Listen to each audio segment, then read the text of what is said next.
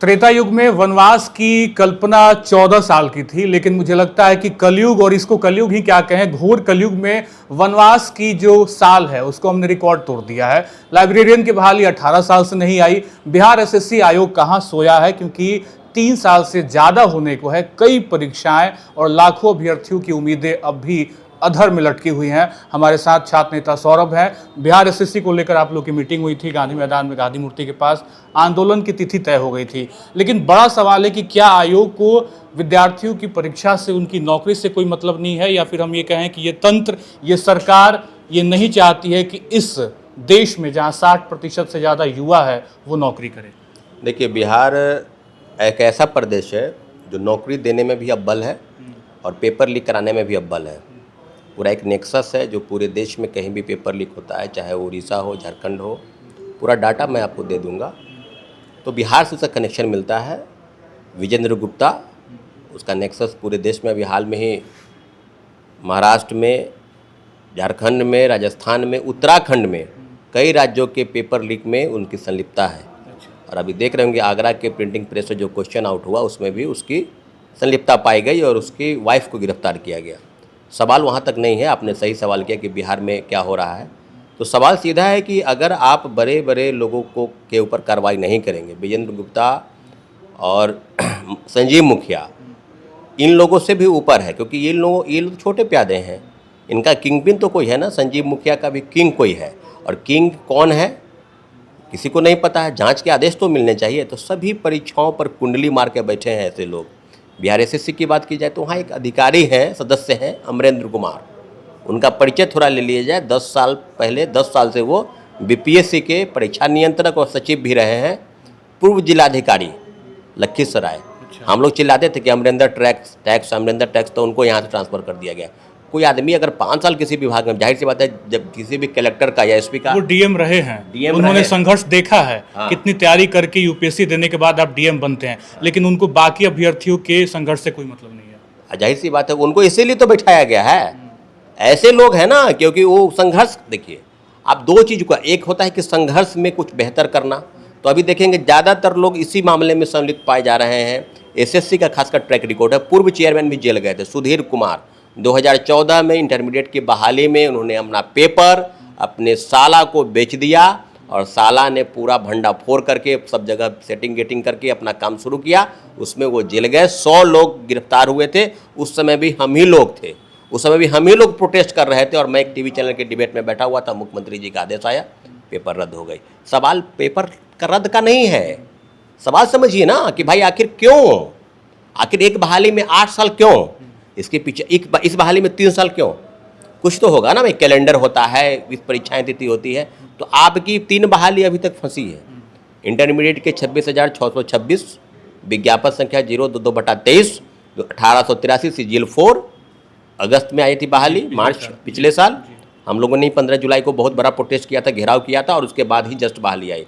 और दूसरा है बीएसओ 682 पद की, उसमें भी लगभग 4-5 लाख, और इंटरमीडिएट के लगभग 8 से 10 लाख। पूरा 50 लाख अभ्यर्थी फंसे हुए हैं इस एग्जाम, फंसे हुए हैं, तैयारी कर रहे हैं। कई लोग आप देखे होंगे बैठक में भी आते, कई लोग का एज 40-42 क्रॉस कर रहा था। इसलिए क्रॉस करेंगे क्योंकि वो तो फॉर्म भर रखेंगे पहले। अगर 2 साल के बाद ही परीक्षा होगी तो वो 45 साल के हो जाएंगे। तो सवाल सीधा है कि आखिर परीक्षा न लेने के पीछे जो वजह है, हम ये मानते हैं कि पेपर लीक, धांधली, सेटिंग और बड़े पैमाने पर फर्जीवाड़ा करके लोगों को नौकरी देने की तैयारी में एसएससी है। क्योंकि पूर्व चेयरमैन जो चेयरमैन थे आलोक राज, राज्य के पूर्व डीजीपी, ज्वाइन करने के 3 दिन के बाद ही पद छोड़ कर चले गए। अभी प्रभार में है। अभी जो अरविंद कुमार चौधरी जो हैं वो प्रभार में है। तो प्रभार से कैसे चलेगा विभाग? कोई फैसला ही नहीं होगा कहीं से कुछ। तो ये लोग इस प्रकार से काम कर रहे हैं। हम लोग उब के, हम लोग थक के, हार के, अभ्यर्थियों के कहने पर मीटिंग बुलाकर और तालेबंदी की घोषणा कर रखे हैं। बिल्कुल तालाबंदी करेंगे ना। जी बिल्कुल, आप लोगों ने कहा था गांधी मैदान में कि बड़ा सा ताला लगाएंगे, आयोग के बाहर जाएंगे, लाठी डंडा और ताला लगा देंगे। उसको ताला बढ़िया से बांध देंगे और कहेंगे आप लोग अपने अपने घर से काम, क्योंकि आपको फॉर्म कार्यालय में तो काम हो नहीं रहा है।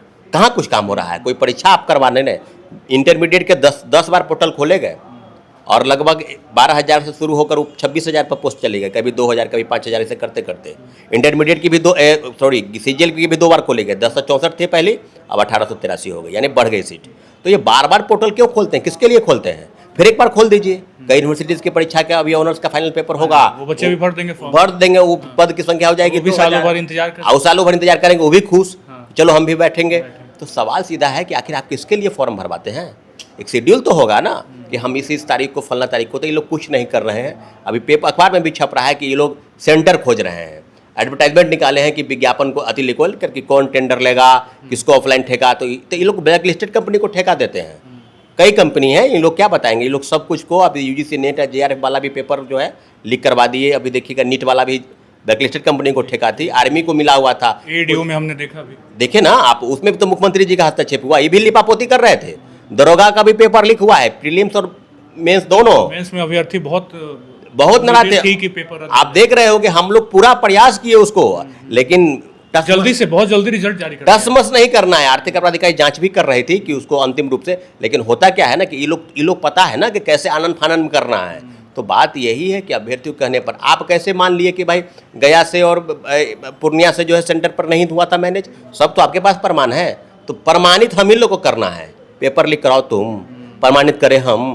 तो सवाल सीधा है कि इन लोग को परीक्षा नहीं लेना है।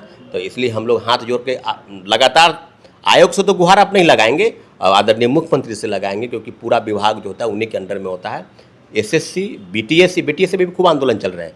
बीटीएससी हो, एसएससी हो, बीपीएससी हो, यानी सभी बहालियों पर कई ऐसे लगभग 75,000 पोस्ट जो है होल्ड करके रखे हैं सरकार। हम सभी बहालियों की मांग करते हैं, लेकिन अभ्यर्थियों से आग्रह करते हैं आपके चैनल के माध्यम से, बहुत बड़ा चैनल है और कई लोग इसको देखते हैं।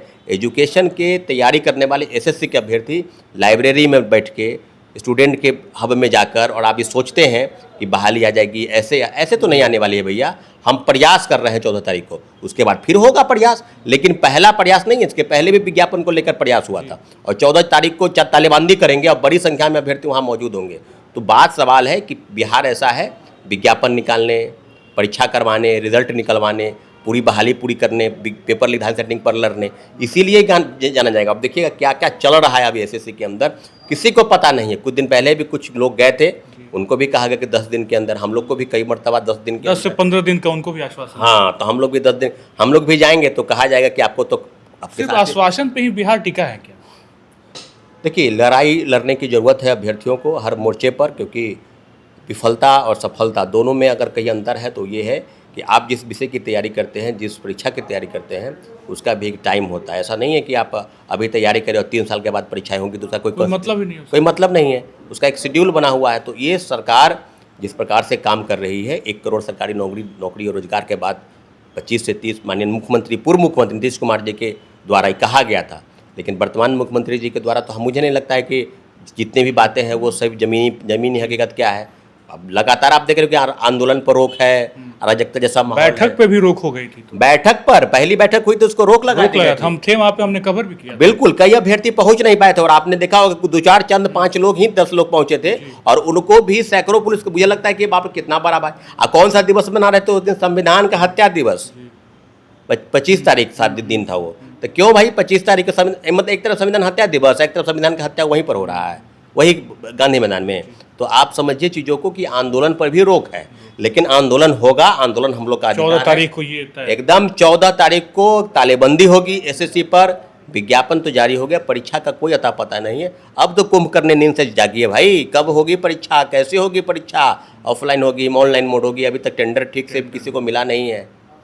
बड़ा सवाल है कि 3 साल हो गया लेकिन टेंडर नहीं मिला है। सवाल तो इतना बड़ा और है कि आखिर लाइब्रेरी की हम बात कर रहे हैं, मेरा तो होश उड़ गया कि एक एग्जाम का इंतजार अभ्यर्थी 18 साल से कर रहे हैं। 2008 के बाद बहाली आई ही नहीं।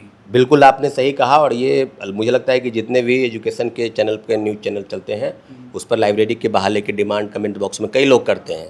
लाइब्रेरी के बहाली का मुद्दा जो है, ऐसा हुआ था कि आप एलईटी कराना है ना, पहले पात्रता परीक्षा करानी है। ऐसा तो नहीं है कि अभी तुरंत आप नौकरी दे रहे हैं, तो पात्रता परीक्षा कराने में इनको दिक्कत है। हम लोग जब बीएससी ऑफिस गए, एकेडमी खोल के कोर्स करा रहे हैं। हाँ, उसमें भाई पैसा है ना, उसमें पैसा है, कोर्स करके लोग बैठे हुए हैं।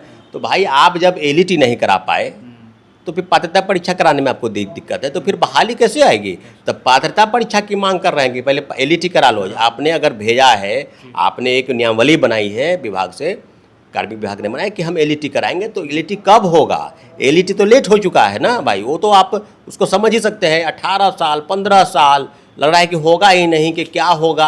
और एक से एक कारनामे हैं, डिग्री कॉलेज खुल रहे हैं, प्रोफेसरों की बहाली होनी है, तो लाइब्रेरियन की बहाली भी तो होगी ना कॉलेज में। लेकिन अब तक कोई उसका सुगबुगाहट कुछ नहीं, सुगबुगाहट है ही नहीं, किसी भी चीज़ का सुगबुगाहट नहीं है। बड़ा सवाल है और ये तंत्र है, इसी तंत्र के साथ जीना है। लेकिन लोकतंत्र में हम किस तंत्र के तरफ आगे बढ़े, ये सवाल बहुत बड़ा है।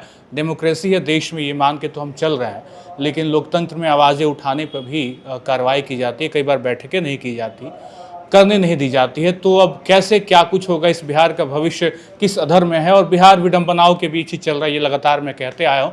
फिलहाल आप अपने कमेंट को ज़रूर रखिएगा, अगला वीडियो कमेंट पे ही हम करने वाले हैं कि अभ्यर्थियों की क्या और मांग है। फिलहाल इस वीडियो में इतना ही। आप बने रहे खबर अनफिल्टर्ड के साथ। बहुत बहुत शुक्रिया।